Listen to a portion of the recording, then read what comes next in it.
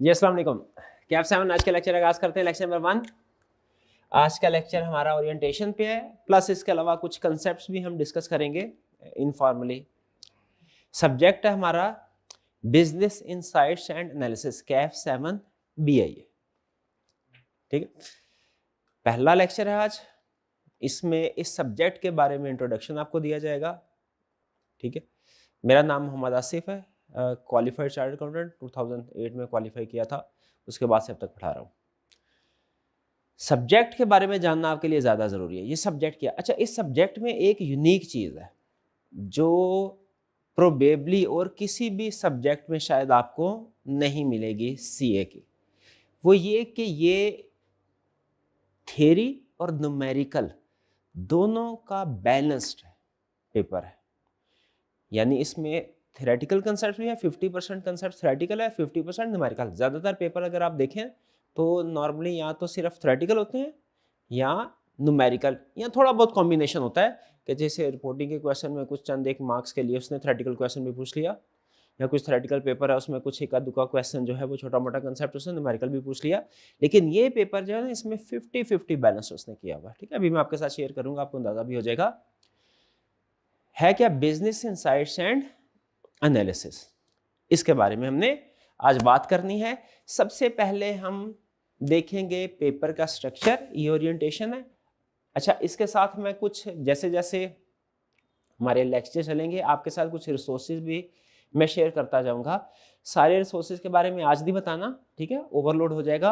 वक्तन फक्तन जैसे जैसे हम उनको अपने सिलेबस में ऐड करते जाएंगे मैं आपके साथ इंट्रोडक्शन देता जाऊंगा। सबसे पहले ये देखिए, इसको हम बोलते हैं माइंड मैप।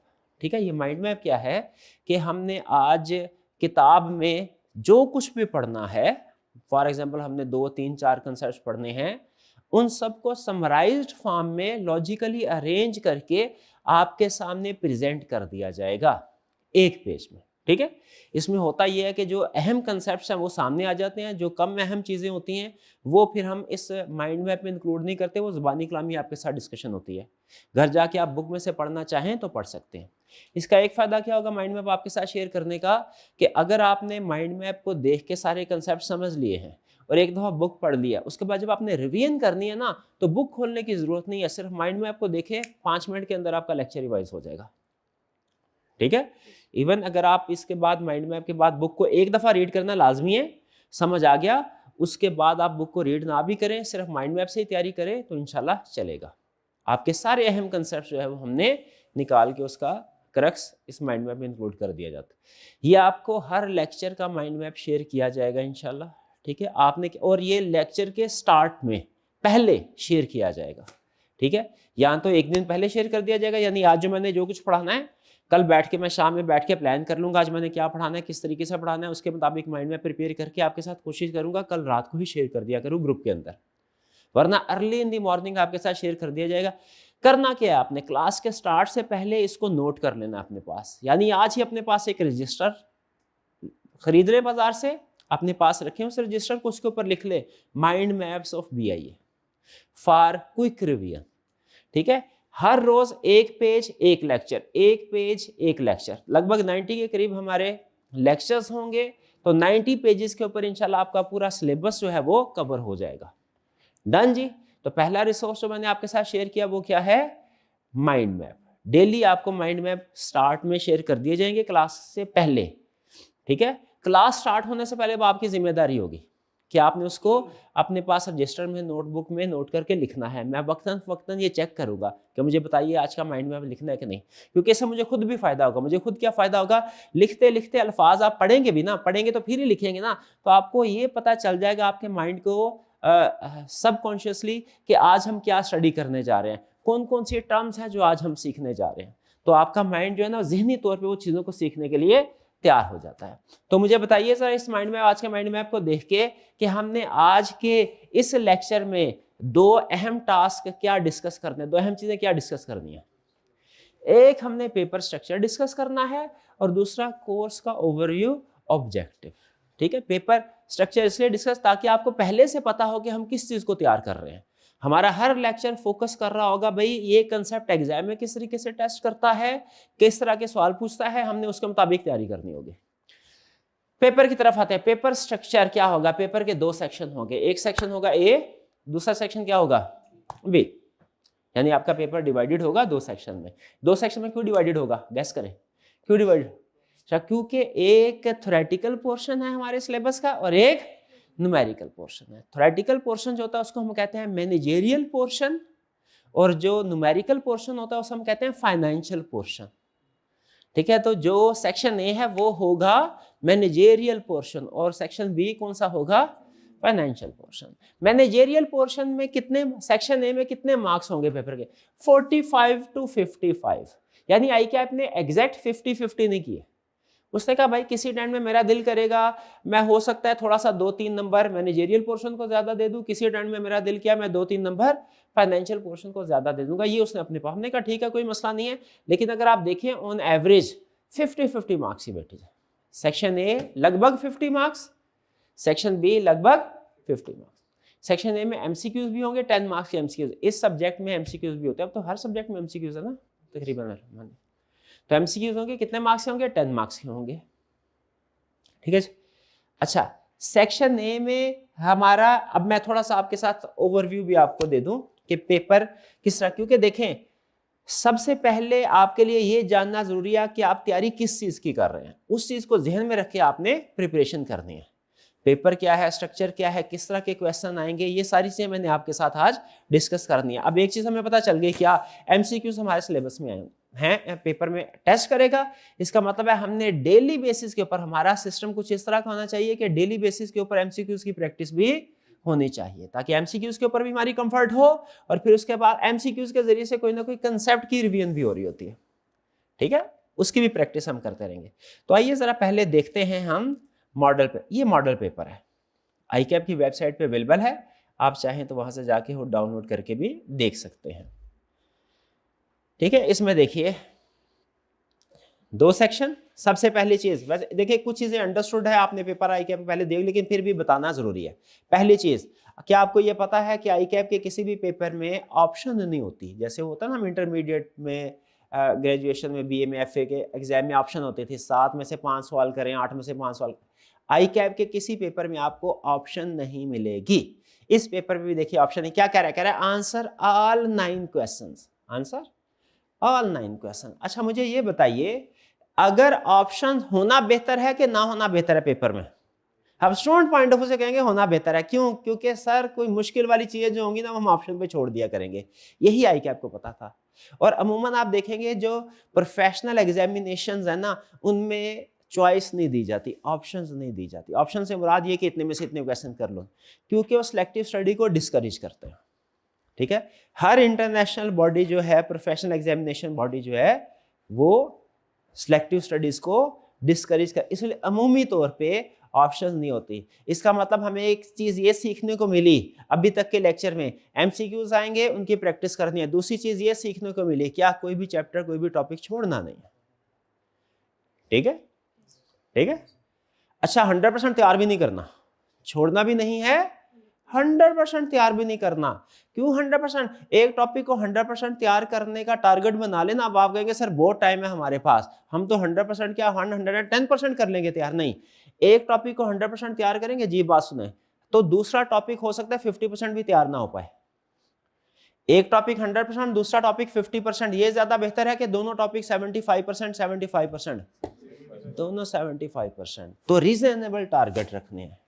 ठीक है, हाँ, जब दोनों टॉपिक 75% हो जाए उसके बाद टाइम है, तो फिर चाहे वो आप 75 को 80 पे लेके जाए, लेकिन पहले ये तसल्ली कर ले कि सिलेबस के सारे कंसेप्ट, सारे चैप्टर रीजनेबल बेसिस पे कवर हो गया। होता क्या है, मैं खुद था तो यही करता था, जो मेरा फेवरेट टॉपिक होता था ना, फेवरेट, उसकी धड़ाधड़ प्रैक्टिस कर ली, धड़ाधड़ प्रैक्टिस कर ली। ये गलती की थी मैंने सीफएप में, काउंटिंग के पेपर। कंसोलिडेशन फेवरेट था, ठक ठक प्रैक्टिस, 6 में से 3 महीने कंसोलिडेशन की प्रैक्टिस करता, सवाल फिर भी नहीं हुआ वो।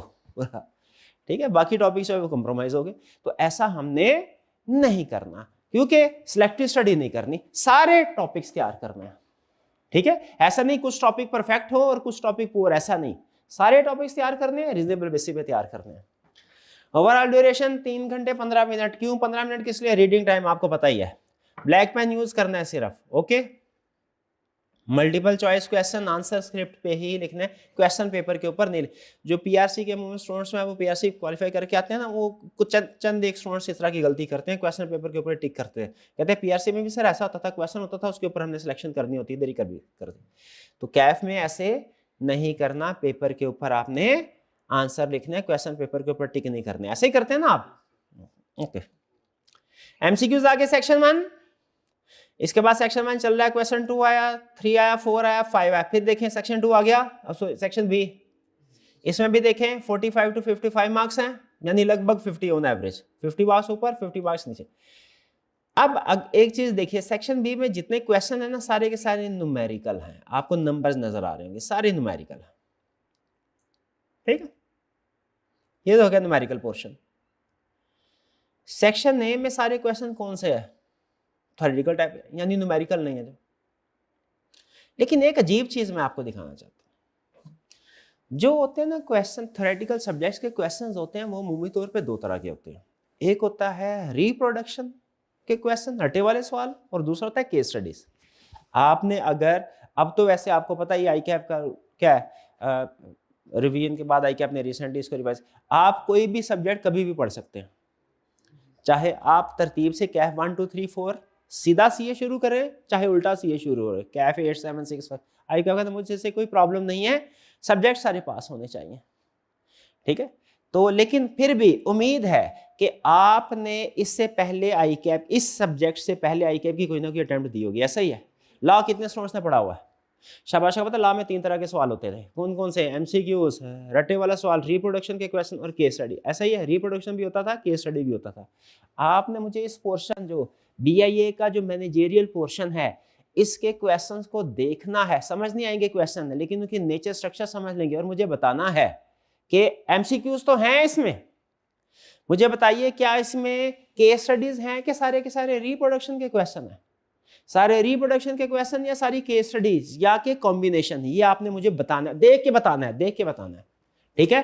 ताकि किस लिए पहले दिन ही आपको रियलाइज करा हो, ताकि हम तैयारी उस लिहाज से कर सके, आपको भी पता हो कि हम तैयारी किस पॉइंट ऑफ व्यू से करने हैं। ये ना हो केस स्टडी पूछे ही ना और हम केस स्टडी की प्रैक्टिस कर ले, या वो रटे वाला सवाल पूछे ही ना और हम रटा मार मार के हम कहे सर जो याद करते हैं भूल जाता है, जो याद करते हैं भूल जाता है, एंड पे जाके पता चले याद ही नहीं करना था। ऐसा तो नहीं ना होना चाहिए। तो पहले से हम देख लेते हैं क्या, क्वेश्चन नंबर 1 तो एमसीक्यू से, क्वेश्चन नंबर 2 देखें, ये अपने लॉ के नॉलेज की बेस पे, लॉ में आपने किया हुआ ना, उसमें केस स्टडीज आती थी, तो आपको पहचान हुआ है कि ये रटे वाला सवाल इस तरह का होता है, केस स्टडी। बताइए रिप्रोडक्शन का क्वेश्चन है केस स्टडी वाला, केस स्टडी वाला, शाबाश, बिल्कुल ठीक, सही नतीजे पे पहुंचते हैं। क्वेश्चन 3 बताइए क्या, शाबाश। क्वेश्चन 4 बताइए केस स्टडी, शाबाश। क्वेश्चन 5 बताइए, हाँ, इसमें पार्ट ए जो है ये रटे वाला, और पार्ट बी जो है ये थोड़ा केस स्टडीज, एप्लीकेशन क्वेश्चन है। इसका मतलब ये हुआ कि हमारा पेपर का जो हमारा सेक्शन है, इसमें लगभग 90% के करीब हमारी केस स्टडी की प्रैक्टिस है। बहुत थोड़ा पोर्शन ऐसा है जो कि याद करने वाला होगा। तो इसका मतलब क्या हुआ, इसका मतलब डेली रूटीन में जो आपको असाइनमेंट मिलेगी वो कौन सी वाली होगी, केस स्टडीज की। आपने कंसेप्ट पढ़ लिए क्लास में, समझ लिए, घर जाके बुक से रीडिंग भी कर ली, केस स्टडी की प्रैक्टिस नहीं की जिस बच्चे ने, बताइए क्या वो पास होने के चांसेस हैं उसके, बहुत कम चांसेस हैं, ठीक है। केस स्टडी की, इसका मतलब है जब हम मैनेजेरियल पोर्शन कर रहे होंगे, केस स्टडीज की प्रैक्टिस हमारा इंटेग्रल पार्ट होगी, प्रिपरेशन का इंटेग्रल पार्ट। अब थोड़ा सा आगे चलेंगे ना जब, तो मैं आपको पास्ट पेपर का ना ट्रेंड दिखाऊंगा, ट्रेंड दिखाऊं। उसमें आपको पता है हम आपके पासिंग परसेंटेज आई कैप शेयर करता है सब्जेक्ट के, और आपको पता है कि पासिंग परसेंटेज सब्जेक्ट वाइज भी होती है, क्वेश्चन वाइज भी होती है। अब आपको ये लग रहा होगा कि sir 50 marks managerial portion, 50 marks financial portion, दोनों की वेटेज एक बराबर है।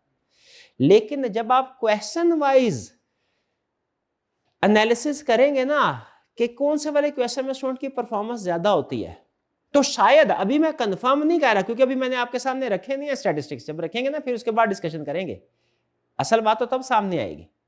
लेकिन अगर उस वक्त आपको ये सामने आए, बात पता चले कि स्टूडेंट्स का न्यूमेरिकल पोर्शन में तो परफॉर्मेंस अच्छी है, लेकिन जो मैनेजरियल वाला पोर्शन है इसमें परफॉर्मेंस डाउन है, इसमें परफॉर्मेंस डाउन है। तो इसकी वजह क्या होगी आपके ख्याल में? वही गलती जो मैंने की थी जब मैं स्टूडेंट था। क्या? सिलेबस का जो हिस्सा पसंद है उसकी प्रैक्टिस ज्यादा, और जो हिस्सा पसंद नहीं है उसकी प्रैक्टिस। चार्टर्ड अकाउंटेंट बनने जा रहे हैं, नंबर के साथ हमें नेचुरल एक एसोसिएशन है, अच्छे लगते हैं वो क्वेश्चन। तो स्टूडेंट क्या करते हैं? न्यूमेरिकल पोर्शन की दर प्रैक्टिस करते हैं। मैनेजरियल पोर्शन में ये थोड़ा डाउन, ये समझते हैं ये अहम नहीं है, ठीक है। लेकिन जब आप पास पेपर मार्किंग प्लान का एनालिसिस करेंगे तो फिर आपको अंदाजा होगा कि बहुत से स्टूडेंट ऐसे हैं जो कि मैनेजरियल पोर्शन वीक होने की वजह से 50 मार्क्स को क्रॉस नहीं कर पाते। तो पहली चीज क्या? एमसीक्यूज की भी प्रैक्टिस करनी है। फिर उसके बाद क्या? दो पोर्शन है, दोनों को हम इक्वल इंपॉर्टेंस देंगे। ऐसा नहीं करना कि फाइनेंस को ज्यादा, मैनेजरियल को कम। ठीक है जी, चलिए आगे चलते हैं। और मैनेजरियल में प्रैक्टिस हमने किस चीज की करनी है? केस स्टडीज की। लगभग आप देखेंगे सारे इक्का दुक्का क्वेश्चन के अलावा सारे क्वेश्चंस आपके केस स्टडी बेस्ड हैं। डन जी। चलिए ये तो हो गया स्ट्रक्चर। अब वापस आते हैं। मेजर टॉपिक कौन कौन से हैं सेक्शन ए में? ये सिंपल आपको इंट्रोडक्शन दे रहा हूं क्विकली, 10 मिनट के अंदर टॉपिक्स बता रहा हूं, समझ कोई नहीं आने आपको, लेकिन फिर भी मैं चाहता हूं आप इनके टाइटल के साथ कंफर्टेबल हो जाएं, क्योंकि ऐसा पॉसिबल ही है ना पूरे सिलेबस में जितने भी टॉपिक्स हैं 10 मिनट में आपको समझा दूं ये पढ़ना है, पॉसिबल नहीं है। लेकिन मेरी कोशिश होगी कि बेसिक कंसेप्ट आपको बता दूं कि इसमें हम क्या डिस्कस करने जा रहे हैं। देखिए पहली चीज मुझे ये बताइए, आपको ये सब्जेक्ट सिखा क्यों रहा है? यानी सब्जेक्ट का मतलब आपको एक ही सब्जेक्ट के अंदर फाइनेंशियल कंसेप्ट्स और मैनेजरियल कंसेप्ट्स दोनों क्यों पढ़ा रहा है? इसलिए कि अच्छा बिजनेस करने के लिए, अच्छा बिजनेसमैन बनने के लिए आपके पास दोनों स्किल होना जरूरी है, फाइनेंशियल स्किल्स भी और नॉन फाइनेंशियल स्किल्स भी। इसलिए कि बिजनेस, जो एक अकाउंटेंट होता है ना, अकाउंटेंट, उसे सिर्फ फाइनेंशियल कंसेप्ट से लेना देना, लेकिन जो बिजनेसमैन है ना उसे सिर्फ फाइनेंशियल कंसेप्ट से लेना देना नहीं है, उसे फाइनेंशियल के साथ साथ नॉन फाइनेंशियल कंसेप्ट भी उसके लिए रेलिवेंट होते हैं। अब ये क्यों है ये भी थोड़ी देर में आपको बताता हूं। जो हमारा मैनेजरियल पोर्शन होगा उसमें कौन से टॉपिक डिस्कस करेंगे हम? Pastel analysis. बोले कौन से वाला है? Pastel analysis. और फिर एक्सटर्नल एनालिसिस है। एक्सटर्नल एनालिसिस का चैप्टर है, इसमें कुछ थ्योरीज है। कौन कौन सी थ्योरीज हैं? Porter 5 forces model. कौन सी बोले? कौन से वाला? पोर्टर। ऑनलाइन वाले बोले सर एक दफा, ताकि आपकी जुबान, आपके कान, आपकी आंखें इन टर्म्स के साथ फेमिलियर हो जाएं आहिस्ता आहिस्ता। क्या? पोर्टर्स 5 फोर्सेस मॉडल होता होगा कोई। फिर क्या है? BCG matrix. कौन सा मैट्रिक्स? BCG matrix. मैट्रिक्स का मतलब क्या? डब्बे शब्बे बनते होंगे कोई, ऐसा ही है। फिर क्या है? Product life cycle. क्या? Product life. इंटरनल एनालिसिस में कौन कौन सा टॉपिक पढ़ेंगे? स्वॉट एनालिसिस। कौन सा? स्वॉट एनालिसिस। और फिर कौन सा? Value chain analysis. टच किया अभी उसने, वैल्यू चेन एनालिसिस। फिर क्या है? किसी ऐसा क्रिटिकल सक्सेस फैक्टर, क्रिटिकल। फिर रिसोर्सेज, कंपिटेंस, ये कंसेप्ट्स होंगे।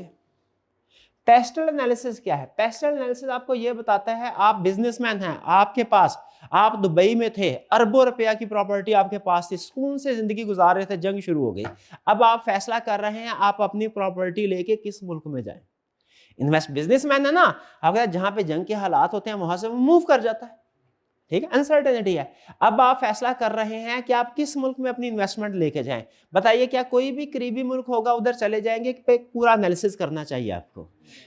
ये पेस्टल एनालिसिस आपको यही बताता है कि किसी भी कंट्री में इन्वेस्टमेंट करने से पहले आपने कौन से फैक्टर्स को कंसीडर करना है। कहता है 6 फैक्टर को कंसीडर करो। Political factor, economic factor, social, P for political, E for economic, S for social, T for technological factor, E for ecological या environmental factor, L for legal factor.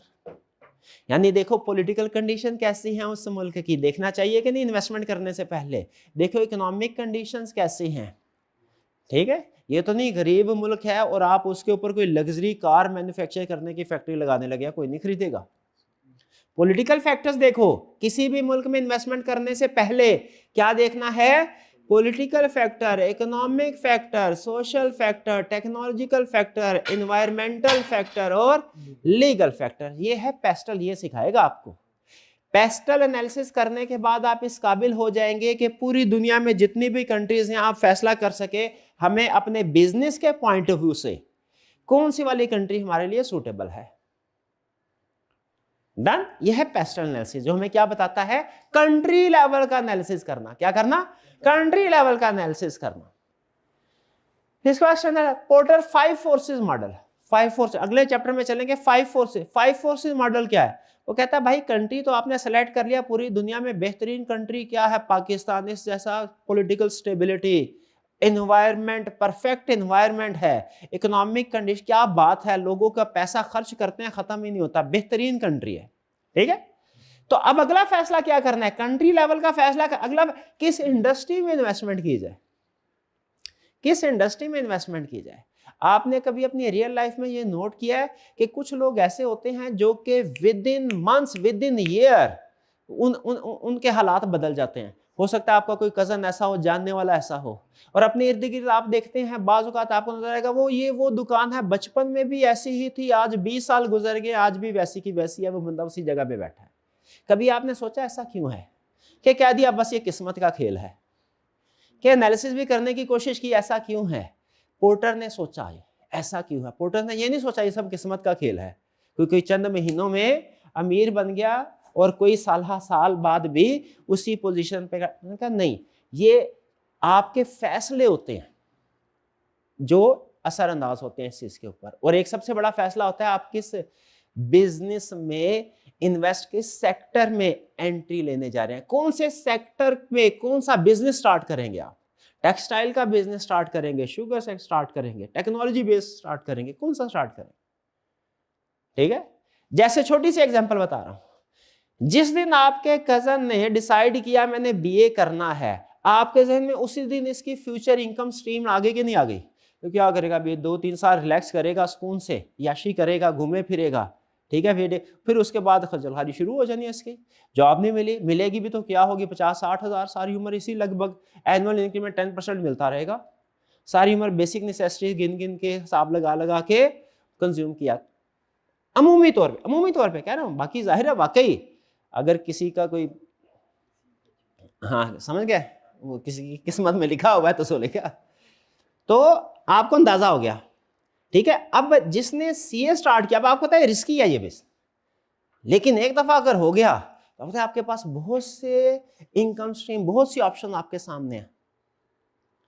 तो जिस दिन 1-2 स्टूडेंट मेरे सामने बैठे हैं, एक ने फैसला किया मैं बीए करूंगा, एक ने फैसला किया सीए करूंगा, मुझे बताइए हल्का सा आइडिया कल क्या होगा हम में से कोई नहीं जानता, लेकिन एनालिसिस की बेस पे, अंदाजे की बेस पे मुझे बताइए क्या आपको अंदाजा हो गया कि किसकी इनकम स्ट्रीम क्या होने जा रही है। अब जो बीए कर रहा है वो 10 साल बाद के हालात पाकिस्तान के ठीक नहीं है। ठीक है, इधर कोई हम कोई मेहनत करके अमीर नहीं बन सकता, मैं बड़ी मेहनत करता हूँ, तो भैया गलत साइड पे जितनी भी मेहनत कर लें आउटपुट तो आपका ना होने के बराबर होगा ना, क्योंकि गलत साइड पे आपने। तो पोर्टर ने बताया, पोर्टर ने क्या बताया, पेस्टल एनालिसिस क्या बताता है, किस कंट्री में इन्वेस्टमेंट करनी है। पोर्टर एनालिसिस क्या बताएगा, किस इंडस्ट्री में इन्वेस्टमेंट करनी है। वो क्या बताता है, उस क्रक्स आपके सामने रखता हूं, वो ये कहता है कि कुछ इंडस्ट्री में आप जितनी मर्जी मेहनत करें उसमें मारामारी बहुत है, कमाई कम है, और कुछ इंडस्ट्रीज ऐसी होती हैं जिनमें मारामारी कम है लेकिन इनकम प्रॉफिट बहुत ज्यादा है। वो फिर आपको पहचानने के गुर सिखाता है। ये नहीं बताता, इंडस्ट्री नहीं बताता ये इंडस्ट्री टेक्सटाइल में जाओ, आईटी, ये नहीं, बल्कि वो ये इंडस्ट्री पहचानने के गुर बताता है कि जो कमाई वाली इंडस्ट्री होगी ना उसमें ये खसूसियात होगी, ये होगी, आपने सीखना है और फिर फैसला करना इस इंडस्ट्री में जाना हमने। डन जी। पहला एनालिसिस क्या हुआ, कंट्री लेवल पे। दूसरा एनालिसिस क्या हुआ, इंडस्ट्री एनालिसिस पे, पोर्टर। फिर इसके बाद बीसीजी मैट्रिक्स। बीसीजी मैट्रिक्स क्या है भाई, इंडस्ट्री डिसाइड कर ली, ठीक है, इंडस्ट्री डिसाइड कर ली। जैसे फर्ज कीजिए हमने डिसाइड किया फूड मैन्युफैक्चर, नेस्ले टाइप, ठीक है, नेस्ले बहुत सी, मुझे बताइए क्या कंपनी की एक ही प्रोडक्ट होती है, मल्टीपल प्रोडक्ट्स होती हैं, मल्टीपल प्रोडक्ट्स। नेस्ले की कौन सी, उनका पानी भी है, जूस भी है, चॉकलेट भी है, पता नहीं कौन कौन सी हो चीज है, बहुत सी चीजें, बहुत सी प्रोडक्ट्स हैं। क्या हर प्रोडक्ट के लिहाज से एक जैसी स्ट्रेटजी होनी चाहिए, क्या डिफरेंट होनी चाहिए। बीसीजी मैट्रिक्स आपको यह बताता है क्या आपकी अगर जिस कंपनी की मल्टीपल प्रोडक्ट्स हैं वो कहते हैं अपनी प्रोडक्ट्स को डिसाइड करो, ये इस मैट्रिक्स से रिलेट करती है, ये इस बॉक्स में आ जाएगी, इस बॉक्स टाइप क्लासिफिकेशन, और फिर उसके मुताबिक स्ट्रेटजी बनाओ। हर प्रोडक्ट के लिए एक जैसी स्ट्रेटजी नहीं बनानी, स्ट्रेटजी डिपेंड करेगा उस प्रोडक्ट की टाइप और नेचर के लिहाज से। तो बीसीजी मैट्रिक्स आपको क्या बताएगा, ये आपको इंडस्ट्री के भी आगे प्रोडक्ट लेवल पे लेके जाएगा कि किस प्रोडक्ट को किस तरीके से डील करना है। फिर इसके बाद नेक्स्ट कौन सा, product life cycle. Product life cycle आपको क्या बताएगा, प्रोडक्ट लाइफ साइकिल बताए बीसीजी मैट्रिक्स उन कंपनीज के लिए जो मल्टीपल प्रोडक्ट्स। अब आप मुझे बताइए, फर्ज कीजिए हम एक प्रोडक्ट का एनालिसिस कर रहे हैं, किसका एनालिसिस कर रहे हैं, क्या उस प्रोडक्ट का स्टार्ट से लेके एंड तक सेम स्ट्रेटजीज होनी चाहिए, नहीं होनी चाहिए, उसके फेज के लिहाज से डिफरेंट होनी चाहिए। जैसे मैं आपसे पूछता हूं, एक प्रोडक्ट लाइफ साइकिल है ना, एक तरह ह्यूमन लाइफ साइकिल भी है, 0 से लेके लगभग 60 ईयर्स 70 ईयर्स तक। क्या इंसान की जिंदगी का जो साइकिल है इसमें हर फेज पे एक तरह की स्ट्रेटजी, एक तरह के फैसले, एक तरह के इनकम, एक तरह के एक्सपेंसेस होते हैं कि चेंज होते रहते हैं। आप जिस फेज में है इसमें एनर्जी बहुत ज्यादा है, आइडियाज बहुत ज्यादा है, पैसा नहीं है, खर्चे हैं, इनकम नहीं है, मसाइल है, उन मसाइल को हल करने के लिए विजडम नहीं है अभी। हालांकि आप अपने आप को बड़े लाइक फाइक समझ रहे होंगे, लेकिन आपके पास जितनी भी लाइकी है ना वो सारी किताबी लाइकी है, रियल लाइफ की नहीं है। ठीक है, फिर आहिस्ता आहिस्ता जब आज 20-25 आप हमारी एज पे पहुंचेंगे तो तब आपको अंदाजा हो जाएगा कि मसाइल हैं, इनको हल कैसे करना है। अभी लगता है हर मसला बहुत बड़ा मसला है, इस मसले के बाद तो जिंदगी खत्म हो गई, अभी ऐसे लगता है, बाद लगता है ये तो मसला ही कोई नहीं था, असल मसले तो बाद में आने वाले थे। ठीक है, तो जैसे इंसान की जिंदगी का फेज चेंज होता है तो मसले मसाइल डिफरेंट स्ट्रेटजी, प्रॉब्लम की नेचर डिफरेंट होती है, उसी तरह आपको प्रोडक्ट लाइफ साइकिल क्या बताता है, एक प्रोडक्ट स्टार्ट से लेके फिर ग्रोथ है, फिर मैच्योरिटी है, फिर डिक्लाइन है, डिफरेंट फेजेस से गुजरती है ना, हर फेज में प्रोडक्ट के मसले मसाइल डिफरेंट है। आपने ये डिसाइड करना होगा प्रोडक्ट हमारी जिस फेज पे है ना उसके मुताबिक हमें क्या स्ट्रेटजी अपनानी चाहिए। यह है प्रोडक्ट लाइफ साइकिल, यानी आपको पूरा detail step by step analysis करना सिखा रहा है ये सब्जेक्ट, मैनेजरियल पोर्शन। पहले नंबर पे कौन सा, कंट्री लेवल पे कैस्टल एनालिसिस, किस कंट्री में इन्वेस्टमेंट करनी है, फिर किस इंडस्ट्री में इन्वेस्टमेंट करनी है, कौन सी थ्योरी ये बताती है, पोर्टर 5 फोर्सेस मॉडल। फिर मल्टीपल प्रोडक्ट लेवल पे एनालिसिस बीसीजी मैट्रिक्स, फिर सिंगल प्रोडक्ट का उसके फेज ऑफ लाइफ के लिहाज से एनालिसिस, प्रोडक्ट लाइफ साइकिल। ठीक ठीक है, ये अगर आप देखें ना तो ये चीजें हैं बाहर बाहर की, कंपनी से बाहर बाहर की, यानी अभी तक हम कंपनी के कंट्री कंपनी से बाहर है, इंडस्ट्री बाहर, प्रोडक्ट भी मार्केट में सेल हो रही है ना, बंद कंपनी के अंदर है लेकिन सेल तो बाहर हो रही है। कंपनी के अंदर का भी एनालिसिस करते हैं, भाई दुनिया को हमने एनालाइज करना है, दुनिया को तो बदलना है, अपने आप को भी तो बदलना चाहिए। अब इंटरनल एनालिसिस भी करना चाहिए हमें। इंटरनल एनालिसिस से क्या मुराद है कि भाई कंपनी के अंदर क्या चल रहा है उसका भी तो एनालिसिस करो। बाहर जितने मर्जी अच्छे, अगर आपके अंदर गद्दार बैठे हैं, आपके सारे ट्रेड सीक्रेट्स कंपैटिटर को चोरी कर करके दे रहे हैं, क्या कर पाएंगे, कुछ नहीं कर पाएंगे। तो इसलिए इंटरनल एनालिसिस भी जरूरी है। इंटरनल एनालिसिस में हम क्या देखेंगे, SWOT एनालिसिस, आई कैप का favourite, S for strength, W for weakness, O for opportunities, T for threats. Threats, जंग लड़नी हो ना किसी के साथ, मैंने भाई के साथ जंग लड़नी है, तो क्या मुझे सिर्फ अपनी स्ट्रेंथ का पता होना चाहिए कि अपनी वीकनेस का भी पता होना चाहिए? लेकिन याद रखिएगा, मुझे सिर्फ अपनी स्ट्रेंथ वीकनेस का नहीं पता होना चाहिए, बल्कि अपने दुश्मन की स्ट्रेंथ वीकनेस का भी पता होना चाहिए। ठीक है, तो जो दुश्मन की, जो मेरे में पॉजिटिव है वो क्या है, स्ट्रेंथ, जो मेरे में नेगेटिव है क्या है, वीकनेस।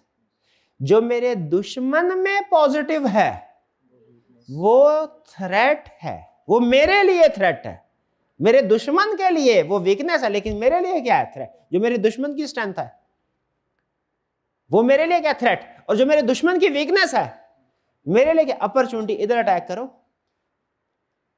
तो मुझे बताइए जंग जीतने के लिए क्या जरूरी है? सिर्फ अपना प्लस माइनस जानना कि अपने दुश्मन का, अपने कंपेटिटर्स का, इंडस्ट्रीज का, उसका भी प्लस माइनस जानना, कंपेटिटर्स का भी प्लस माइनस। तो स्वॉट एनालिसिस आपको ये बताता है। स्वॉट एनालिसिस के दो हिस्से हैं, एस और डब्ल्यू अलग है, ओ और टी अलग है। एस और डब्ल्यू क्या है? मेरा प्लस माइनस, स्ट्रेंथ, वीकनेस। ओ और टी क्या है? मेरे कंपेटिटर का प्लस माइनस। ठीक है, और ये मेरे पॉइंट ऑफ व्यू से है, यानी जो मेरे कंपेटिटर का प्लस होगा वो मेरे लिए थ्रेट है, और जो मेरे कंपेटिटर का नेगेटिव होगा मैंने अपॉर्चुनिटी, इधर हिट करो, इधर इधर, ये इसकी कमजोरी है, इससे फायदा उठाओ। स्वॉट एनालिसिस समझ रहे हैं? स्वॉट एनालिसिस और पेस्ट एनालिसिस आई कैप के फेवरेट हैं, फेवरेट हैं। और फिर छोटे छोटे हैं, value chain analysis, critical success factor, resources and competence, इसको हम बाद में देख लेंगे, छोटे छोटे टॉपिक्स हैं। ठीक है, रिसोर्सेज क्या है आपके पास, कंपिटेंस उसको कैसे इस्तेमाल करते हैं। कंपिटेंस ना होना तो चाहे राफेल भी उड़ा लें, क्या करेगा? डाउन। क्यों? रिसोर्सेज हैं, कंपिटेंस नहीं है। ठीक है, हमारे यहाँ इधर के लोग जरा शातिर है, उनके पास रिसोर्सेज है, इतने ना हो कंपिटेंस। वैसे तो दोनों चीजें होनी चाहिए। ठीक है, रिसोर्सेज भी हो, कंपिटेंस, चाइना भी साथ ही है, रिसोर्सेज भी हैं, कंपिटेंस भी है। लेकिन अगर फर्ज कीजिए मैं आपसे पूछता दोनों में से एक आपको ऑप्शन दी जाए, रिसोर्सेज उठाओगे कंपिटेंस उठाओगे? कंपिटेंस। लेकिन बहरहाल दोनों होना जरूरी है, दोनों होना जरूरी है, बेहतर यही है। एथिक्स इन बिजनेस कह रहा सारा बिजनेस करेंगे, ये सारे जो ऊपर आपने जितने भी फैसले किए हैं उनमें कोई अखलाकियात भी होनी चाहिए कि अखलाकियात का बिजनेस से कोई ताल्लुक नहीं है, छोड़ो। ठीक है भाई, एक्सपायर्ड प्रोडक्ट थी, अगर फेंक देते हैं तो नुकसान होगा, इसे इस्तेमाल कर लेते हैं मैन्युफैक्चरिंग में, चॉकलेट में डाल दे, चॉकलेट बना रहे हैं उसमें डाल देते हैं एक्सपायर्ड इंग्रेडिएंट्स भी, कोई बात नहीं, कस्टमर को कौन सा मजा आएगा, थोड़ा सा मीठा ज्यादा कर देंगे।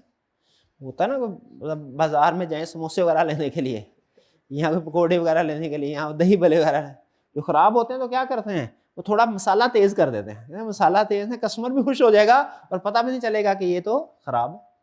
तो बताइए क्या ऐसा होना चाहिए? होना चाहिए? नहीं होना चाहिए। नहीं, फर्ज कीजिए हमारे एक बहुत बड़ी चेन है आइसलैंड जैसी फॉर एग्जांपल, और हम उसमें दही भल्ले बना के बेचते हैं, पता चला कल रात को हमारे सारे आलू खराब हो गए, अब अगले दिन क्या करें? अफ्तारी के लिए सेल करनी है, क्या वही खराब दही भल्ले की चाट बना के, दही भल्ले बना के बेच दें कि फेंक दें? क्या करेंगे आप? क्या अभी तो चूंकि आपका कोई 1 रुपया भी नहीं लगा हुआ, आपके लिए फैसला करना आसान है, क्या फेंक दे? जब पैसे लगे होते हैं ना तब पता चलता है फैसला कैसे होता है। ये एथिक्स बताएगा आपको।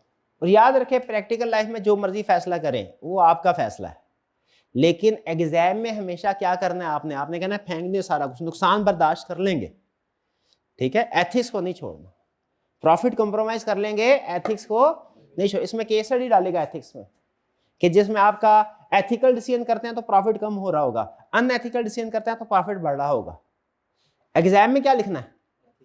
Ethical. Introduction to sustainability, last attempt में नया टॉपिक ऐड हुआ था, सस्टेनेबिलिटी। कहता है भाई दुनिया को में अल्लाह ताला ने जो आपको नेमतें दी हैं उसको इस्तेमाल जरूर करें, लेकिन आने वाली नस्ल के लिए बचा के भी रखें। ये ना हो, सस्टेनेबल का मतलब, सस्टेनेबल का मतलब क्या है? जो लॉन्ग टर्म में चीज चल सके, लॉन्ग टर्म। कहता है इतनी पोल्यूशन क्रिएट ना करें कि हमारी आने वाली नस्लें 100 साल 200 साल के बाद ये जमीन रहने के काबिल ही ना रहे, ये जमीन रहने के काबिल ही ना रहे। आपको पता है दरख्त और डायमंड, हीरे, यूनिवर्स में कौन सी चीज कम है? हीरे या दरख्त? यूनिवर्स, पूरी यूनिवर्स की बात कर रहा हूं, अर्थ की नहीं बात कर रहा। दरख्त, लकड़ी। हीरो के तो पूरे पूरे प्लैनेट्स हैं, सर्च करें, पूरा पूरा प्लैनेट हीरो के। दरख्त। कह रहा है दरख्त जो है ये जिंदगी के लिए जरूरी है, इसलिए बराए मेहरबानी आप इतने दरख्त ना काटें अपनी आग सेकने के लिए, इतने दरख्त ना काटें कि आने वाली नस्ल के लिए कोई ऑक्सीजन प्रोड्यूस करने के लिए दरख्त मौजूद ना हो सफिशिएंट, ठीक है, या एक एनवायरमेंटल स्टेबिलिटी के लिए, इकोसिस्टम को रिटेन करने के लिए एक अहम एलिमेंट ना निकाल दे, वरना आने वाली नस्ल इस प्लेनेट के ऊपर जिंदगी नहीं गुजार सकेगी। यह है सस्टेनेबिलिटी का कंसेप्ट कि आप जो भी बिजनेस करें बेफिक्र होके करें, लेकिन एक चीज का ध्यान रखें, आपके ऑपरेशंस का एनवायरनमेंट पे नेगेटिव इंपैक्ट ना हो, और अगर हो तो उसके बदले में पॉजिटिव इंपैक्ट भी क्रिएट करें। अगर दरख्त काटने पड़ते हैं आपको किसी वजह से, जरूरी है फॉर एग्जांपल क्या फर्नीचर बनाना, ठीक है, जरूरी है, आग सेकने के लिए नहीं, फर्नीचर बनाए, तो फिर बदले में जितने दरख्त काटे हैं उतने किसी जगह पे दोबारा भी लगाए, ताकि आने वाली नस्लों के लिए आप वो रिसोर्सेज जो कुदरती जरा इस्तेमाल कर, भाई उनका भी तो हक है, सिर्फ हमारा हक तो इस नस्ल का थोड़ी हक है। यह सस्टेनेबिलिटी का कंसेप्ट, ये आपको बताएगा कि कौन से ऑपरेशंस आपके जो हैं वो एनवायरनमेंट में नेगेटिव इंपैक्ट क्रिएट करते हैं और आप कैसे उसको काउंटर कर सकते हैं। सेक्शन ए कुछ समझ आ गया क्या होगा? सेक्शन बी में क्या होगा? सेक्शन बी में जो टॉपिक्स आप स्टडी करेंगे वो करेंगे कॉस्ट ऑफ कैपिटल, बोले कौन सा? Cost of capital, investment appraisal, financial risk management, working capital management और बजट्स। कॉस्ट ऑफ कैपिटल क्या है? कॉस्ट, भाई जितनी भी फाइनेंस है उसको मैं आपको दो लफ्जों में बता रहा हूं, सम अप कर रहा हूं। दो लफ्ज हमारे उस्ताद ने हमें सिखाया था कभी, ठीक है, आईकॉम में होते हैं ना तब, बैंकिंग सिस्टम को समझाते हुए। सारी फाइनेंस में सबसे बड़े फैसले हैं, ये सिर्फ रफ सा बात बता रहा हूं आपको, जाहिर है डिटेल में इस कंसेप्ट से कंसेप्ट निकलेंगे, बड़ी बड़ी टेक्निकल चीजें भी आएगी। सारी फाइनेंस दो चीजों से रिलेटेड है। नंबर वन, बिजनेस के लिए पैसा कहां से अरेंज करना है, कहां से पैसा लाना है, और दूसरा कहां पैसा लगाना है। सारी की सारी फाइनेंस जो है वो किन चीजों के गिर्द घूमती है? दो चीजों के गिर्द। पहली चीज पैसा कहां से लाना है, और दूसरी चीज पैसा कहां लगाना है। कॉस्ट ऑफ कैपिटल आपको क्या सिखाएगा? पैसा कहां से लाना है, क्या शेयर इशू करके पैसा लाया जाए या कि लोन लेके पैसा लाया जाए। बेसिक डिसीजन ये करने होंगे। शेयर इशू करके पैसा लाना बेहतर है या कि बैंक से लोन लेके पैसा इकट्ठा करना बेहतर है। हर कैपिटल की, इसको हम कैपिटल कहते हैं, कैपिटल से मुराद हर वो पैसा जो आप बिजनेस के लिए इस्तेमाल करें। डेट को भी हम कैपिटल कहते हैं, अकाउंटिंग में नहीं कहते, फाइनेंस में कहते हैं। Subject to subject terms different होती हैं कि नहीं होती? यहाँ पे टर्म डिफरेंट होंगी, कुछ टर्म्स डिफरेंट होगी आप। बहरहाल तो कॉस्ट ऑफ कैपिटल में हम क्या सीखेंगे कि कैपिटल यानी पैसा इकट्ठा करने के बहुत से सोर्सेज होते हैं। पैसा इकट्ठा करने के हमने उस सोर्स को सेलेक्ट करना है जो सबसे सस्ता हो। जैसे छोटी सी एग्जांपल, कॉस्ट ऑफ कैपिटल का बेसिक कंसेप्ट अभी सीखे। दो बैंक के पास गए, एक ने कहा 10% रेट ऑफ इंटरेस्ट पे लोन दूंगा, दूसरे ने कहा 8% पे दूंगा। किस बैंक से लोन लेंगे? 8%। क्यों भला? उसकी कॉस्ट ऑफ कैपिटल कम है। लेकिन जाहिर है फैसले इतने आसान तो नहीं आई कि अब देगा, ये तो सिर्फ समझाने के लिए। कॉस्ट ऑफ कैपिटल समझ आया? कॉस्ट ऑफ कैपिटल में क्या सीखेंगे? पैसा, हमारे पास डिफरेंट सोर्सेज हैं, हमने किस सोर्स से पैसा इकट्ठा करना है, ये क्या है?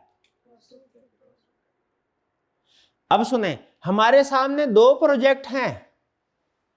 एक प्रोजेक्ट का प्रॉफिटेबिलिटी रेट 20% है, दूसरे का 16% है। किस प्रोजेक्ट को स्टार्ट किया जाए, किस प्रोजेक्ट में पैसा लगाया जाए? 20%। ये कौन सा टॉपिक है भला? Investment appraisal. इसे प्रोजेक्ट अप्रेजल भी कहते हैं। कॉस्ट ऑफ कैपिटल क्या है? किस सोर्स से पैसा इकट्ठा करना है, पैसा लाना कहां से है। इन्वेस्टमेंट अप्रेजल, पैसा लगाना कहां है। कॉस्ट ऑफ कैपिटल, पैसा लाना कहां से है बिजनेस के लिए। इन्वेस्टमेंट अप्रेजल, लगाना कहां। ये बड़े हर अटेम्प्ट में क्वेश्चन आता है इन कॉस्ट ऑफ कैपिटल में से भी इन्वेस्टमेंट अप्रेजल। शायद ही कोई रेयर केस में कोई अटेम्प्ट हो जिसमें वो ना करे, ठीक है। और फिर बजट। बजट क्या है? इनकम। ये एक मुश्किल टॉपिक समझा जाता है क्योंकि इसमें कुछ कैलकुलेशन ज्यादा होती हैं, हालांकि ये आसान है। मेरे से पूछे तो सबसे आसान जो है ये। स्टूडेंट पता क्या करते हैं, स्टूडेंट बेचारे मासूम होते हैं, जिस तरफ लगाओ लग जाते हैं। लेंथी कैलकुलेशन को समझते हैं डिफिकल्ट कैलकुलेशन। क्या क्वेश्चन का लेंथी होना इस बात का सबूत है कि ये डिफिकल्ट भी है? ठीक है, तो ये जो फाइनेंशियल रिस्क मैनेजमेंट है ना, ये छोटा टॉपिक है लेकिन ये टेक्निकल है। बजट लेंथी है लेकिन इजी है। कैलकुलेशन है, कैलकुलेशन सारी बेसिक्स हैं। अभी आपको बताता हूं, क्या आपने अकाउंटिंग में इनकम स्टेटमेंट बैलेंस शीट बनाना सीखी है? तो बजट क्या है? इनकम स्टेटमेंट, बैलेंस शीट और कैश अकाउंट बनाना। कैश अकाउंट भी बनाना सीखा होगा। ये तीन चीजें हैं बजट। प्रॉफिट लॉस का बजट बनाता है, कैश बजट बनाता है, ये दो बजट बनाता है। जिस स्टूडेंट को अकाउंटिंग में प्रॉफिट लॉस बनानी आती है, इनकम स्टेटमेंट, जिस स्टूडेंट को अकाउंटिंग में उसने कैश बुक बनाना सीखा है, रिसीट साइड में कौन सी चीजें आती है, पेमेंट साइड में कौन सी आती है, बजट उसका रेडी है, सिर्फ कैलकुलेशन ऐड करनी है।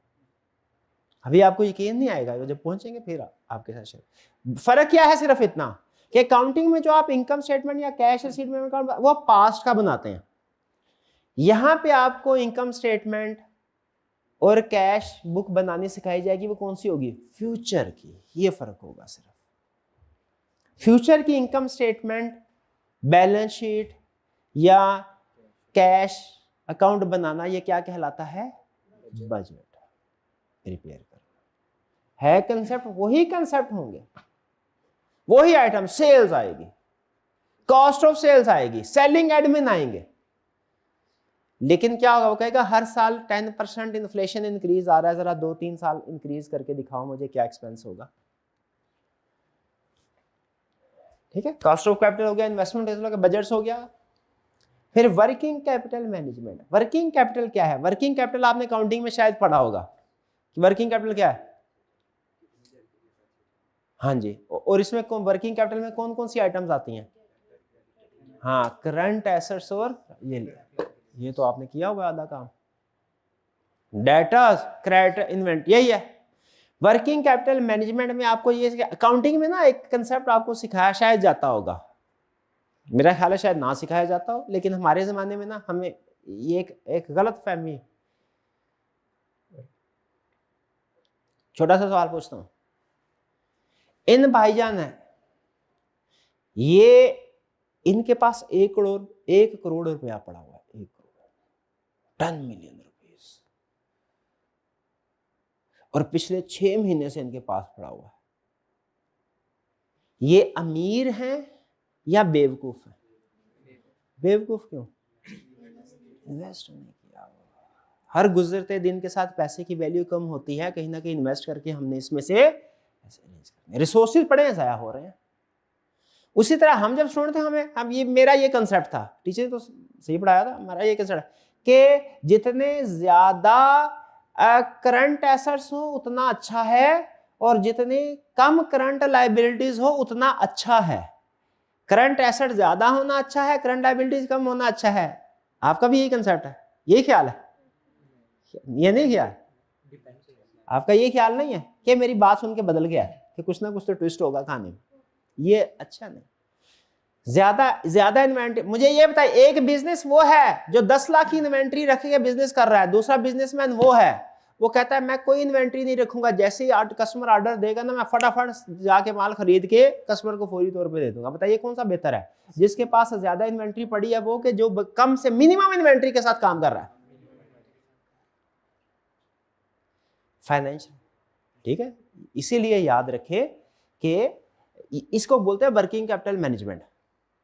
क्या आपके बिजनेस में इन्वेंट्री का लेवल क्या होना चाहिए, डेटर का लेवल क्या होना चाहिए, क्रेडिटर का लेवल क्या होना चाहिए, और असूल क्या है? फाइनेंस का असूल सुन लें, बल्कि लिख लें इसको। किसी से पैसे लेने हो तो जल्द से जल्द लो, और किसी को पैसे देने हो तो देर से दो। फाइनेंस का ये असूल है। इस्लामिक प्रिंसिपल डिफरेंट है। इस्लामिक प्रिंसिपल क्या है कि अगर किसी को पैसे देने हैं ना तो जल्दी दे दो भैया, मौत का कोई पता नहीं। इस्लामी उसूल तो ये, और किसी से पैसे लेने हो तो उसको वक्त दो अगर वो ना दे सके। जितना वक्त मजीद देते जाएंगे आपको सवाब मिलता जाएगा। लेकिन फाइनेंस पढ़ रहे हैं हम, फाइनेंस का असूल क्या है? पैसे लेने हैं जल्द से जल्द लो, देने हैं देर से देर करो। तो ये आपको वर्किंग कैपिटल मैनेजमेंट में सिखाया जाएगा। किसी से पैसे लेने हैं तो जल्द से जल्द कैसे ले सकते हैं, और किसी को पैसे देने हैं तो लेट से लेट कैसे कर सकते हैं। वर्किंग कैपिटल मैनेजमेंट इसी चीज का नाम है। डेटर कितने होने चाहिए, क्रेडिटर कितने, इन्वेंटरी कितने होने चाहिए। वर्किंग कैपिटल मैनेजमेंट समझ रहे हैं? इसमें बताइए फिक्स एसेट्स की डिस्कशन क्यों नहीं होती? वर्किंग कैपिटल मैनेजमेंट में फिक्स एसेट डिस्कशन क्यों नहीं होती? क्योंकि वो हाँ ये होते ही करंट है। फिक्स एसेट डिस्कशन यहाँ पे इन्वेस्टमेंट अप्रेजल में। फाइनेंशियल रिस्क मैनेजमेंट क्या है? फाइनेंशियल रिस्क मैनेजमेंट ये है कि बाजुकात ऐसा होता है जैसे पूरा यूरोप रो रहा है बेचारा, क्या गैस की प्राइसेस बढ़ गई है और तकरीबन पूरी दुनिया भी रो रही है साथ में, क्या ऑयल की प्राइसेस बढ़ गई, ठीक है। लेकिन वो बड़े बड़े मगरमच्छ इंटरनेशनल लेवल पे जिन्होंने 7-8 महीने पहले ही इंटरनेशनल लेवल की गेम का अंदाजा लगा लिया था और गोल्ड को होल्ड कर लिया था, गोल्ड परचेज कर लिया था। अमूमी तौर पे देखें पिछली जंगों का एनालिसिस करें ना तो जंग के दिनों में चूंकि कमर्शियल एक्टिविटी स्टॉप हो जाती हैं, बिजनेस तो नहीं चल रहा था ना, ज्यादा कम हो जाती हैं, तो जो बिजनेसमैन होते हैं उनके पास पैसा होता है ना, वो फिर क्या करते हैं, उस पैसे से कमोडिटी बाय करते हैं। गोल्ड बाय कर लिया, गोल्ड की प्राइसेस हाई होती है। लेकिन इस जगह में क्या हुआ, उन्हें शायद पहले से अंदाजा हो गया था बड़े मगरमच्छ को, उन्होंने पहले से, आप देखें ना 6 महीने पहले वो गोल्ड 80% प्राइस इंक्रीज 6 महीने में। और अब जंग के दिन, अब जब जंग शुरू हुई तब प्राइस डाउन होना, क्यों? बेच बेच के उन्होंने प्रॉफिट कमाना शुरू कर दिया। तो जो गोल्ड वाले जिन्होंने पहले से, वो तो खुश है, बाकी सारी दुनिया क्या है, वो रो रही है। कोई कह रहा है ऑयल की प्राइसेस बढ़ गई है, कोई कह रहा है गैस की प्राइसेस बढ़ गई। अब मुझे बताइए ये अनसर्टेनिटी या ये रिस्क कि आपका बिजनेस कोई कमोडिटी, कोई प्रोडक्ट यूज कर रहा है, उसकी प्राइसेस इंक्रीज कर सकते हैं फ्यूचर में, ये रिस्क है। ये हर दौर में हर कंपनी को रिस्क फेस करना पड़ता है। अब कुछ ज्यादा है हमारे सामने जो नजर आ रहा है हमें, इसको क्या मैनेज किया जा सकता है किसी तरीके से? यस, इस टॉपिक में आप ये सीखेंगे कि किन टेक्निक्स के जरिए से आप जो रॉ मटेरियल अपने बिजनेस के लिए यूज करें ना, चाहे वो कोयला है, चाहे गैस है, चाहे पेट्रोल है, उसकी प्राइसेस को कैसे आप मैनेज कर सकते हैं कि आपको डिस्टर्बेंस ना हो, है ना जी बात। चाहे जंग भी लग जाए आपका बिजनेस चलता है, वो सिखाएगा टेक्निक। इसको बोलते हैं फाइनेंशियल रिस्क मैनेजमेंट। इसमें 3 तरह के रिस्क हैं हमारे सिलेबस में। कमोडिटी यानी जो आप मटेरियल यूज कर रहे हैं, उसके रॉ मटेरियल की प्राइस इंक्रीज डिक्रीज हो जाए, उससे अपने आप को कैसे बचाना है, हेज करना है। आपने कभी नोट किया मुर्गी की प्राइस कभी 200-250 रुपये, अब तो खैर वो 200-250 नहीं होती, 300-350 पे होती है, और कभी 750-800 रुपये किलो पे चली जाती है। लेकिन चाहे आपने एक चीज शायद अभी सोचा नहीं होगा कि मुर्गी की कीमत चाहे 300 हो चाहे 800 हो, KFC के बर्गर की प्राइस सेम रहती है। नोट किया कभी आपने? क्यों ऐसे होता है? वो भी तो क्योंकि उनका देखें सबसे बड़ा इंग्रेडिएंट तो यही है, फ्राइड चिकन। क्यों नहीं होता? उनका बिजनेस क्यों नहीं इफेक्ट होता? उन्होंने टॉपिक पढ़ा, अप्लाई किया हुआ। यही हम भी सीखेंगे, आप भी अगर करना चाहें वो भी कर सकते हैं। Commodity risk management. फिर इंटरेस्ट रिस्क मैनेजमेंट। हमें डर है क्या कि हम अगर लोन लेंगे तो फ्यूचर में इंटरेस्ट रेट इंक्रीज डिक्रीज हो सकता है, उसको कैसे मैनेज करना है। Currency risk management, exchange rate dollar कम ज्यादा हो सकता है, कैसे मैनेज करना है। यानी अपने आप को फ्यूचर में एडवर्स चेंजेस से बचाने का नाम है फाइनेंशियल रिस्क मैनेजमेंट। अपने बिजनेस को फ्यूचर में रेट्स की, चीजों के रेट के अप डाउन होने से बचाने का नाम है फाइनेंशियल रिस्क मैनेजमेंट। तो इसमें हम ये सीखेंगे 3 तरह। डन जी। तो ये फाइनेंस के बारे में कुछ अंदाजा हुआ कौन कौन से टॉपिक्स हम पढ़ने जा रहे हैं? जरा बताइए कौन कौन से, और अपने जहन में हल्का सा आइडिया बना ले कि इसमें ये पढ़ना है, इसमें ये पढ़ना है। बेसिक आइडिया, सिर्फ क्वेश्चन कोई भी करने के काबिल नहीं है आप, लेकिन बेसिक आइडिया आपको आजा पढ़ने का। कॉस्ट ऑफ कैपिटल में क्या पढ़ेंगे? डिफरेंट सोर्सेज ऑफ कैपिटल है, किससे पैसा इकट्ठा करना चाहिए, जिसकी कॉस्ट सबसे कम है। इन्वेस्टमेंट अप्रेजल क्या है, पैसा कहां पे लगाना है, जिसका प्रॉफिट ज्यादा उधर लगाओ भैया। बजट क्या है, फ्यूचर की प्रॉफिट लॉस और कैश बुक बनाना। वर्किंग कैपिटल क्या है, डिसाइड करना हमारा डेटर का, इन्वेंट्री का, क्रेडिटर का लेवल क्या होगा, उनकी मैनेजमेंट। फाइनेंशियल रिस्क मैनेजमेंट क्या है, हमारे बिजनेस में जो चीजें इस्तेमाल कर रहे हैं हम, फ्यूचर में उनका रेट एडवर्सली चेंज ना हो, उससे अपने बिजनेस को बचाना, यह है फाइनेंशियल रिस्क मैनेजमेंट। कुछ समझ आए? ओके, ये तो हो गया हमारे पेपर का स्ट्रक्चर ओवरव्यू, और टॉपिक्स हमने कौन कौन से स्टडी करने हैं। ठीक है, देखिए तरतीब मेरी होगी, लेकिन एक फैसला आप मुझे कर दें और मैं इंशाल्लाह कोशिश करूंगा आपके फैसले के मुताबिक चलो। दो ऑप्शंस हैं, और ये ग्रुप में भी, व्हाट्सएप ग्रुप में भी हम ये डालेंगे, और ऑनलाइन वाले स्टूडेंट्स भी आप लोग ये फीडबैक दीजिएगा। पहली ऑप्शन, पहले पूरा एक सेक्शन कोई सा भी जो आप कहें, पूरा सेक्शन पढ़ाऊं, फिर दूसरा पूरा सेक्शन पढ़ा लें। एक दूसरी ऑप्शन क्या है भाई, 2-3 टॉपिक सेक्शन ए के पढ़ लें, 1-2 टॉपिक सेक्शन ए के पढ़ लें, 1-2 टॉपिक सेक्शन बी के पढ़ लें, ताकि थ्योरी और न्यूमेरिकल साथ साथ चलते रहे। जब आप थ्योरेटिकल पोर्शन पे हो तो न्यूमेरिकल की रिवीजन भी साथ साथ, प्रैक्टिस भी साथ साथ होते रहे। बताइए कौन सा तरीका बेहतर है, पहले पूरा एक सेक्शन फिर दूसरा सेक्शन, या 1-2 टॉपिक और फिर 1-2 टॉपिक? कितने स्टूडेंट का ख्याल है पहले पूरा एक सेक्शन पढ़ लेना चाहिए, फिर उसके बाद दूसरे सेक्शन की तरफ जाना चाहिए? कितने स्टूडेंट का ख्याल है कि पहले 1-2 चैप्टर एक से, फिर दूसरे के 1-2, फिर? ओके, ये ज्यादा है, चले ठीक है, ठीक है, मेरा भी ख्याल जाती, चले है, मैं अपना कुछ नहीं बताता वरना इन्फ्लुएंस हो जाएगा। तो फिलहाल आपका आ गया, ऑनलाइन वाले स्टूडेंट्स का भी फीडबैक ले लें, फिर हम फैसला करेंगे कि हमने किस अप्रोच के मुताबिक चलना है। वैसे मेरे ख्याल में भी यही बेहतर है कि हम कुछ न्यूमेरिकल और फिर मैनेजरियल, ताकि बैलेंस्ड रहे। ठीक है, एंड पे बर्डन नहीं बनता। प्री रेक्विजिट्स, पहले प्री रेक्विजिट में, प्री रेक्विजिट का मतलब क्या है, ये टॉपिक पढ़ने से पहले आपको कोई दूसरा सब्जेक्ट पढ़ना जरूरी है क्या? बीआईए का सब्जेक्ट पढ़ने से पहले कोई और सब्जेक्ट पढ़ना जरूरी है? नहीं, कोई जरूरी नहीं। हाँ, बल्कि आपको एक प्लस पॉइंट, क्या, कुछ ऐसे टॉपिक्स हैं जो आपने पहले पढ़े हुए हैं, वो इस सब्जेक्ट में यूज होंगे। अब ये मैं आपको क्यों बता रहा हूं, अगर इन सब्जेक्ट्स में से, टॉपिक्स में से कोई ऐसा टॉपिक है जिसके नोट्स आपके पास पड़े हुए हैं, तो उनको जाके आज रिवाइज कर लें। क्यों रिवाइज कर लें? क्योंकि ये सारे कंसेप्ट्स हमारे बीआईए के सिलेबस में टेस्ट इंक्लूडेड है।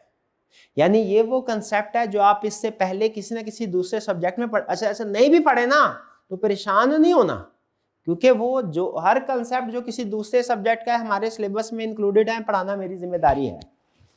लेकिन आपको बता रहा हूं भाई, अब सवाल पूछे सर क्या इस बीआईए के सब्जेक्ट में कोई ऐसे कंसेप्ट्स हैं जो पहले किसी और सब्जेक्ट में हमने पढ़े हों?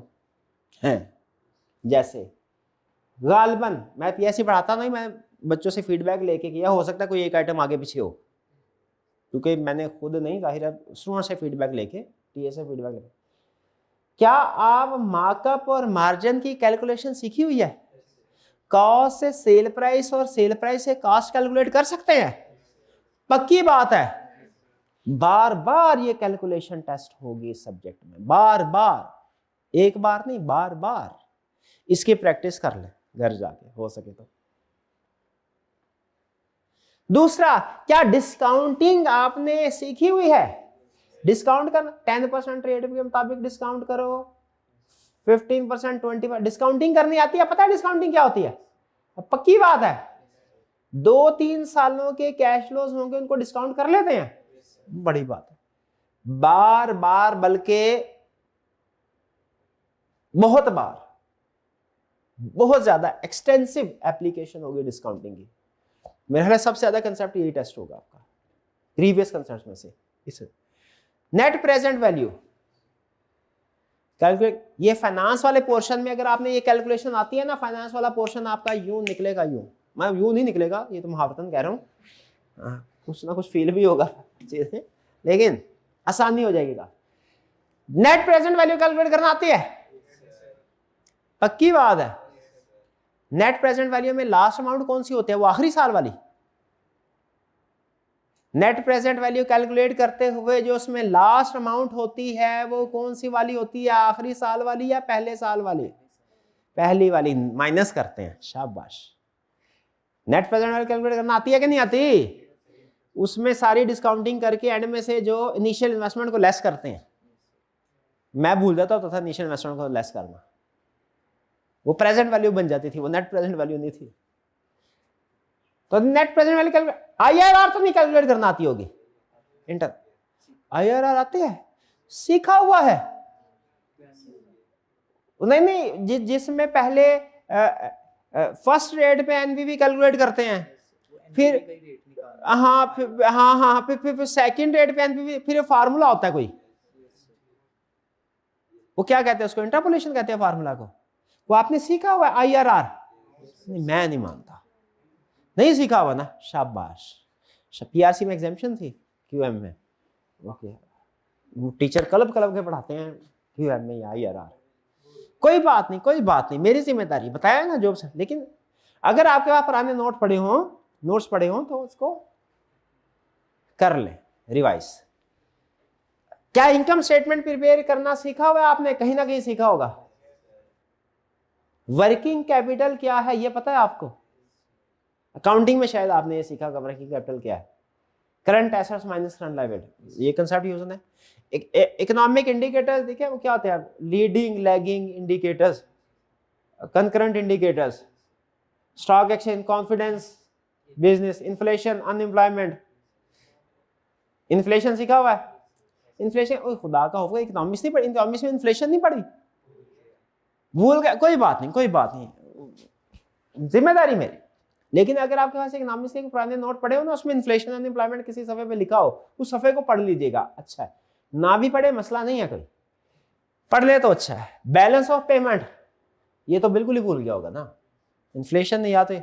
Sources of business finance, debt से भी पैसे इकट्ठे किए जा सकते हैं, शेयर कैपिटल से भी। शेयर कैपिटल की दो किस्में होती हैं, एक ऑर्डिनरी शेयर होता है, एक प्रेफरेंस शेयर होता है, एक रिडीमेबल डिबेंचर होता है, एक रीड। ये सारी बातें पढ़ी हुई आपने, हो गया काम मेरा, शाबाश, यही तो सीखना।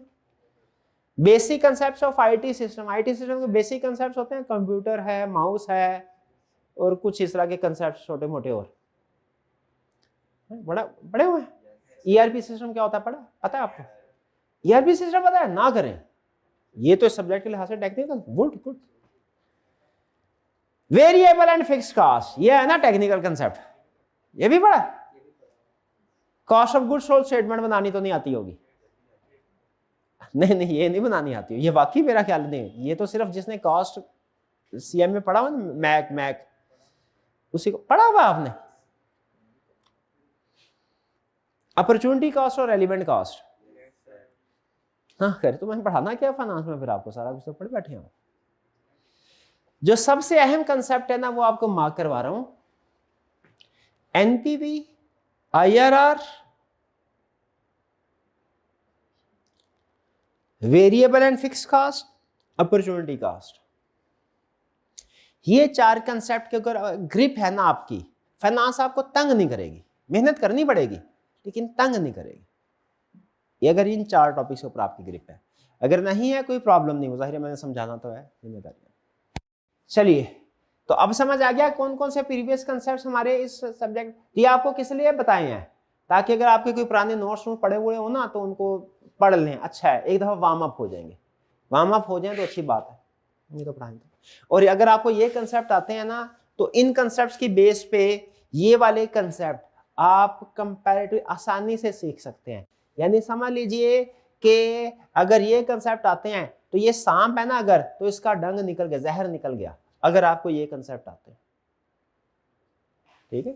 यानी इसमें टेक्निकल चीजें जो थी शामिल, हमने सिर्फ अब इसमें स्पेसिफिक कुछ कंसेप्ट डिस्कस करने हैं। लेकिन ये ना समझिएगा कि भैया ये कर लिया तो अभी ये सारा खुद भी कर लेंगे, नहीं, एक टॉपिक भी नहीं हो पाएगा, लेकिन हेल्प हो जाएगी काफी। हर टॉपिक समझ ले लगभग 30% आपके लिए इजी हो गया, 70% अभी भी करने वाला काम है। आगे चलते हैं। कैलकुलेटर्स की लिस्ट ICAP की वेबसाइट पे मौजूद, आपको पता है ना कि कौन सा कैलकुलेटर यूज कर सकते हैं। हर स्टूडेंट डिफरेंट कैलकुलेटर, नॉर्मली जो स्टूडेंट ज्यादातर यूज करते हैं ना, पास्ट में मैंने देखा है, उसकी बेस में मैं रिकमेंड कर रहा हूँ आपको कैलकुलेटर कौन सा, FX991ES प्लस, यही कैलकुलेटर यूज कर रहे हैं। क्लास में कितने इस वक्त स्टूडेंट ऐसे हैं जो ये कैलकुलेटर यूज कर, तकरीबन सभी। तो हम भी इसी कैलकुलेटर का यूज करेंगे। मैं जो कैलकुलेशन समझाऊंगा ना कि पहले ये बटन दबाएं, फिर ये दबाना है, फिर ये दबाएंगे तो ये फार्मूला होगा, तो ये आना है, वो मैं इस कैलकुलेटर के मुताबिक। जो स्टूडेंट्स दूसरे कैलकुलेटर यूज कर रहे हैं ICAP के परमिसिबल कैलकुलेटर में, बहुत से और भी कैलकुलेटर था, कोई सा भी कैलकुलेटर यूज कर रहे हैं, उनमें भी कैलकुलेशन सेम रहेगी। थोड़ा बहुत फर्क होगा शायद कि कुछ बटन पहले प्रेस करना होगा, कोई बाद में करना होगा, जो ज्यादातर कैलकुलेशन है वो सेम रहेगी। लेकिन हम एक बेंचमार्क इसको बनाएंगे इस कैलकुलेटर। स्टडी मटेरियल कौन सा है, 2 स्टडी मटेरियल है, ICAP का स्टडी टेक्स्ट है और इंस्ट्रक्टर के नोट्स और बुक्स। आपको जब तक बुक नहीं आती तब तक नोट्स आपको देता रहूंगा, ठीक है। तो दोनों में से कोई सा भी मटेरियल यूज कर सकते हैं, आपकी मर्जी है। बुक आएगी थोड़ा लेट, तकरीबन इसको 2-3 हफ्ते लग जाएंगे, ठीक है। तब तक मैं आपके साथ नोट्स शेयर करूंगा, आप चाहें तो नोट्स पढ़ लें, चाहे तो ICAP का स्टडी टेक्स्ट, दोनों में से जिसको पढ़ना चाहें पढ़ लें। ज्यादा टाइम आपके पास है, दोनों पढ़ना चाहे दोनों पढ़ लें। ICAP का जो स्टडी टेक्स्ट है, अब मैं आपके साथ वो स्टडी टेक्स्ट शेयर कर दूं। सॉरी, ये क्या कर दिया मैंने,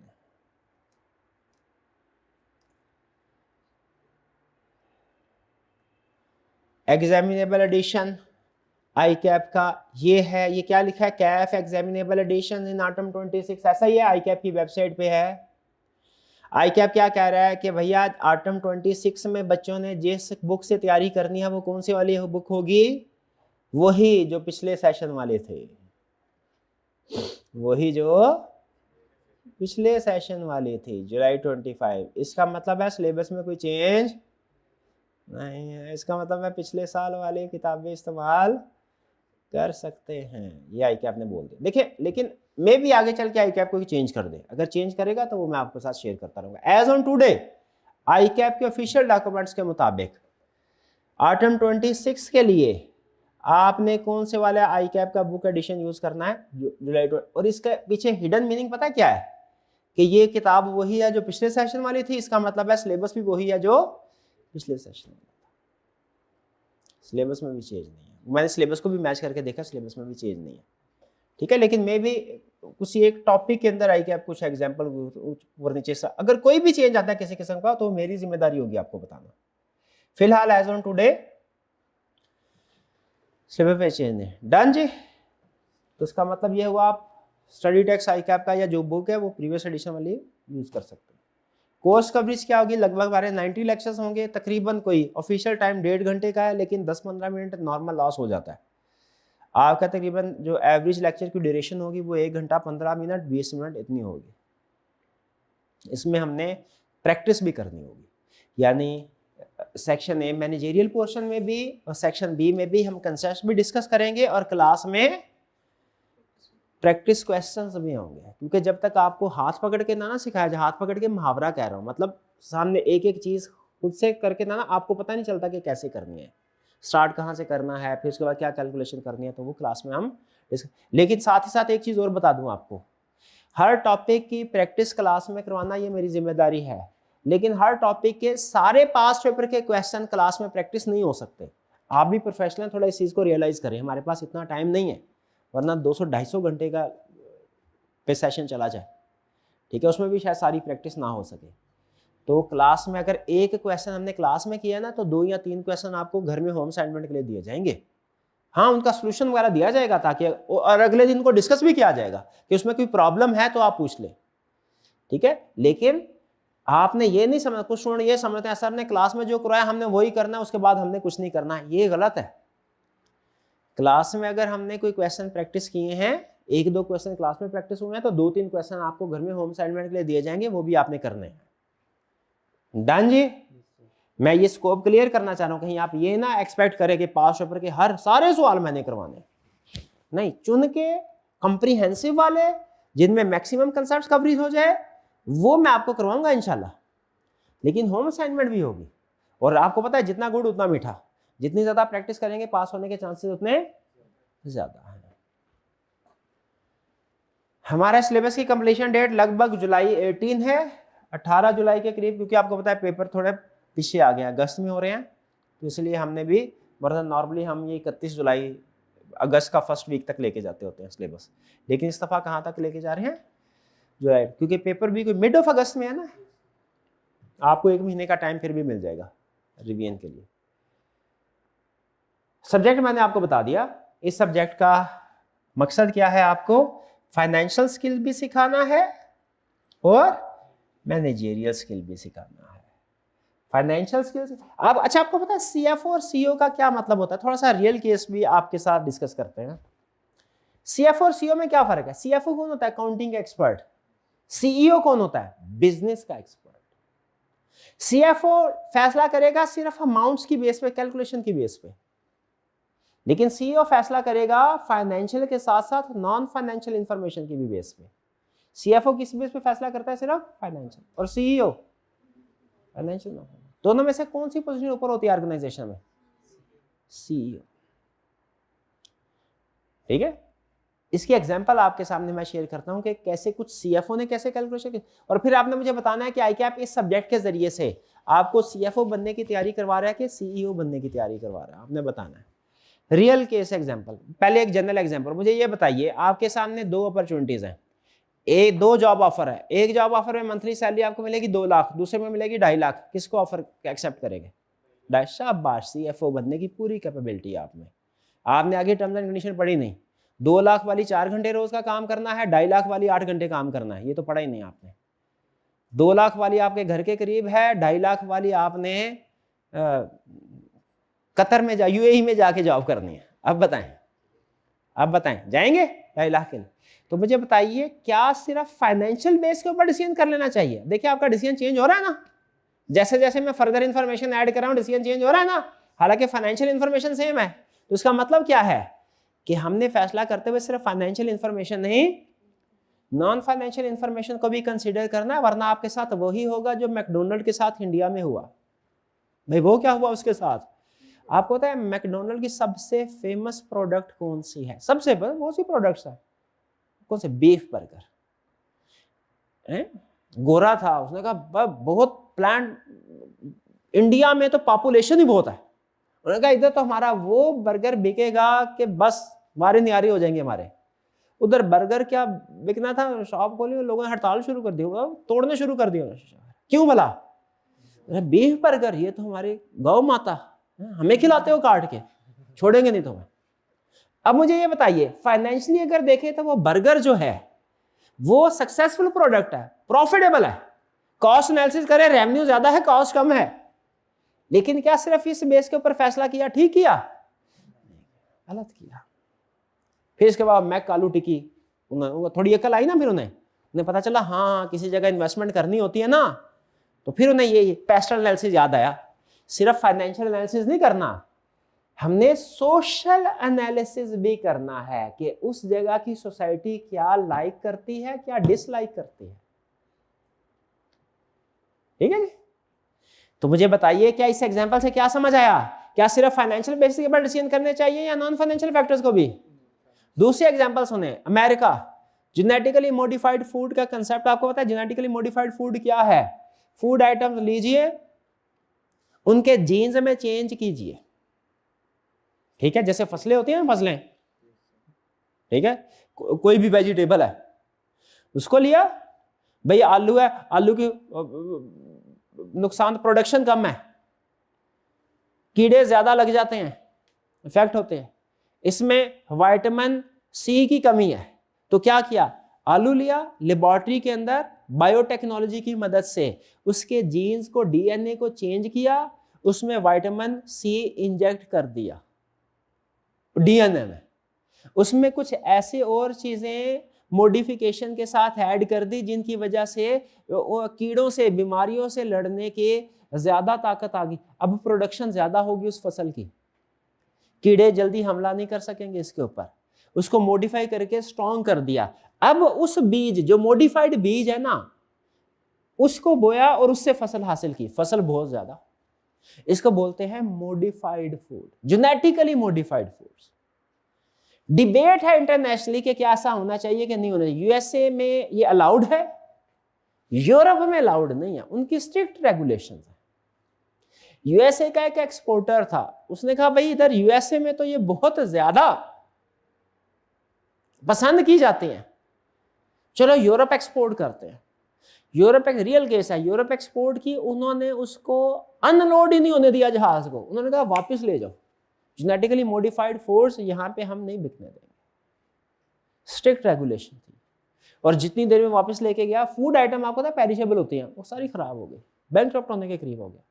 सिर्फ किस वजह से? हालांकि प्रॉफिटेबल सेगमेंट था, लेकिन उसे नहीं पता था क्या, लीगल फैक्टर्स का, कि जेनेटिकली मॉडिफाइड यूरोप में बैंड है।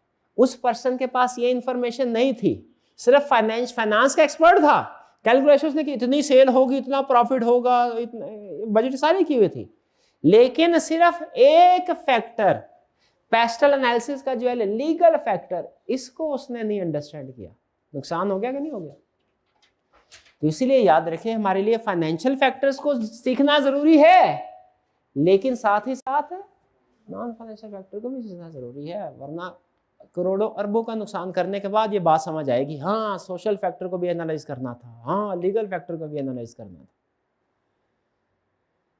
कुछ समझ आई? ये सब्जेक्ट आपको क्या बता रहा है? सीएफओ बना रहा है कि सीईओ की तैयारी करवा रहा है? सीईओ की। लेकिन आप कहते नहीं मैंने तो सीएफओ बना, मैं तो प्रैक्टिस दिन रात करूंगा, कॉस्ट ऑफ कैपिटल की करूंगा, इन्वेस्टमेंट अप्रेजल की करूंगा, पोर्टर 546 की केस स्टडी मेरी जान जाती है, वो लिखना पड़ता है, बोर हो जाते हैं, मैं नहीं करूंगा ये। आप क्या कहते हैं? मैंने सीएफओ ही बनना है। आई कैप क्या कहता है?